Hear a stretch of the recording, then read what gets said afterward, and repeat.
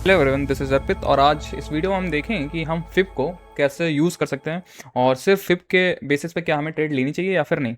तो बेसिकली सबसे पहले स्टार्ट करते हैं कि फिब को यूज़ कैसे करना है, ठीक है। और उससे पहले मैं ये क्लियर कर देता हूँ कि सिर्फ फिब के बेसिस पे आप ट्रेड लेंगे तो हो सकता है कि आपके एसएल्स ज़्यादा लगें, ठीक है। क्योंकि फिब देखो, आप कहीं से कहीं तक मार्क करोगे तो एक एरिया थोड़ा सा बड़ा बैठता है, जिसकी वजह से एसएल आप अगर डायरेक्ट लोगे तो बहुत बड़ा एसएल बैठेगा। तो फिब को as a confirmation, as a entry model बना सकते हैं, बट आप उसके बेसिस पे एसएल डिसाइड नहीं कर सकते हैं क्योंकि एसएल कभी कभी बहुत बड़े बन जाते हैं, ठीक है। तो ऐसा है कि अब उसको कैसे आप या तो अपनी स्ट्रेटजी के साथ आपको उसको ऐड करना पड़ेगा, और या तो आपको अलग से कुछ चीज़ें मैं बताऊंगा, उन चीज़ों के साथ आप इसको यूज़ कर सकते हैं। तो सबसे पहले देख लेते हैं कि अगर मान लो कि अगर हमारा बायस बाइंग का है, ठीक है। जैसे कि हर स्ट्रेटजी में आपका बायस इंपॉर्टेंट होता है कि आपको बाइंग करनी है या सेलिंग। तो सबसे मेन है कि आपको बाइंग, अगर आपका बायस बाइंग है तो आपको देखना है कहाँ पे अच्छा खासा मोमेंटम आया है मार्केट में, जहाँ स्पाइक्स आई हुई हैं एकदम से, ठीक है। लगातार ग्रीन कैंडल हो सकती है या बहुत अच्छा खासा मोमेंटम देखने को जहाँ मिला हो वहाँ पे लगा सकते हैं। तो जैसे कि मान लो ये फिर मैंने यहाँ से स्टार्ट किया और यहाँ पे लगाया, ठीक है। और ये एक होता है गोल्डन जोन, जो कि ये सबको पता है कि ये एक गोल्डन जोन है, ठीक है। बट मेन इंपॉर्टेंट चीज़ ये है कि आपको अगर बहुत स्पाइक वाली जोन चाहिए जहाँ पे आपको एग्रेसिव एंट्री चाहिए, तो ऐसा होना चाहिए कि लगातार ग्रीन कैंडल हो, बीच में एक भी रेड कैंडल ना हो, तो आपको एक अच्छा जोन निकल के आता है। नहीं तो बीच में क्या होता है कि कुछ लोग ऐसे, मैं भी ऐसे यूज़ करता हूँ बहुत बार, कि बीच में ऐसे बीच बीच में ये रेड कैंडल भी है, सब कुछ है, तो थोड़ा सा यहाँ पे कंफ्यूजन हो जाता है। तो सबसे सही प्लेस होती है जहाँ पे एक एग्रेसिव मूव आया हो, चाहे सेलिंग का हो चाहे बाइंग का हो, ठीक है। और इस वाले जोन से आपको बाइंग करनी है, जो 0.5 से नीचे 0.6, ये तो सबको पता होगा मेरे हिसाब से, ये एक गोल्डन जोन होता है जहाँ पे आपको बाइंग करनी है। बट डायरेक्ट आप बाइंग करेंगे तो हो सकता है कि एसएल बड़े बैठे और एक्यूरेसी भले ही सेम रहे, बट हाँ, इसमें क्या है, जैसे कि आप अगर फिर छोटे टाइम फ्रेम में चले जाइए, वहाँ पे उस जोन में जो भी आपको, जैसे कि आपको पता है, आप ऑर्डर ब्लॉक मार्क करते हैं। अगर आपकी कोई स्ट्रेटजी नहीं है तो आप ऑर्डर ब्लॉक मार्क कर सकते हैं, जैसे कि अपोजिट कलर की कैंडल्स, जैसे कि यहाँ पे रेड कैंडल्स जो भी आपको फिब में दिख रही हैं, यहाँ पे ऐसे मार्क कर सकते हैं।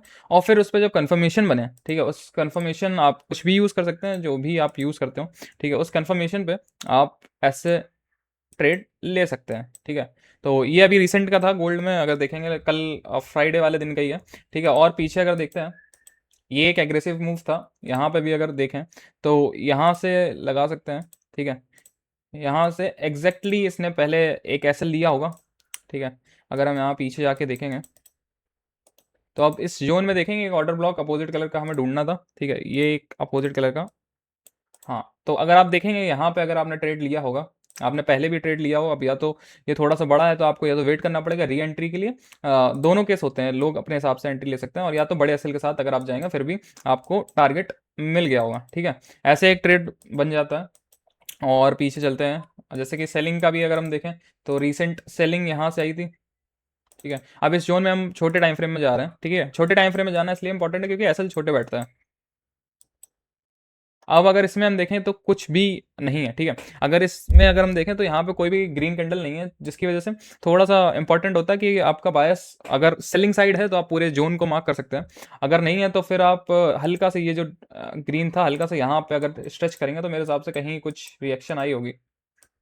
और या फिर अगर रिएक्शन नहीं आई तो ये एक एसएल भी होता है, हर एक स्ट्रेटजी 100% वर्क नहीं करती है। और यहाँ पे एक बार वैसे वर्क किया है, बट हाँ, ये है कि आप अगर ऑर्डर ब्लॉक देख रहे हैं तो वर्क नहीं किया, बट आपका फिब यहाँ से अच्छा खासा नीचे गिरा है, ठीक है। और अगर मान लो कि आप 1 आवर में यूज़ करें, अगर आपको थोड़े बड़े ट्रेड चाहिए, ठीक है, 1 आवर में यूज़ कर सकते हैं। जैसे कि ये एक आ गया शायद इसमें फिब, हाँ ठीक है, 1 आवर में ये टाइप किया, यहाँ पे छोटे कन्फर्मेशन पे आपको एक ट्रेड बन गया होगा। यहाँ पे भी जैसे कि बहुत हार्श गिरा हो, यहाँ पे फेल हुआ, ठीक है। हर चीज़ 100% वर्क नहीं करती है। और जहाँ भी एग्रेसिव, ये एग्रेसिव, आप ये एग्रेसिव दिख रहा होगा लगातार रेड कैंडल, ठीक है, यहाँ पे भी वर्क किया। तो ये चीज़ आप सिंपली यूज़ कर सकते हैं। 1 आवर, 5 मिनट, 15 मिनट, आप थोड़ा सा अपना एनालिसिस करनी पड़ेगी और थोड़ा बैक टेस्ट करना पड़ेगा, तो आप आराम से यूज़ कर सकते हैं। बाकी एक बार अगर आपको सेटिंग्स देखनी तो सिंपली कुछ नहीं, मैंने बस अपने हिसाब से कलर ग्रेड कर रखा है, और कुछ नहीं है। ये सिंपली मैंने ट्रेंड लाइन वगैरह सब हटा दिए, बाकी सब अनटिक कर दिए। सबका सेम कलर रखा है, बस इसका चेंज कर दिया यहाँ पे बैकग्राउंड में जाके, ठीक है।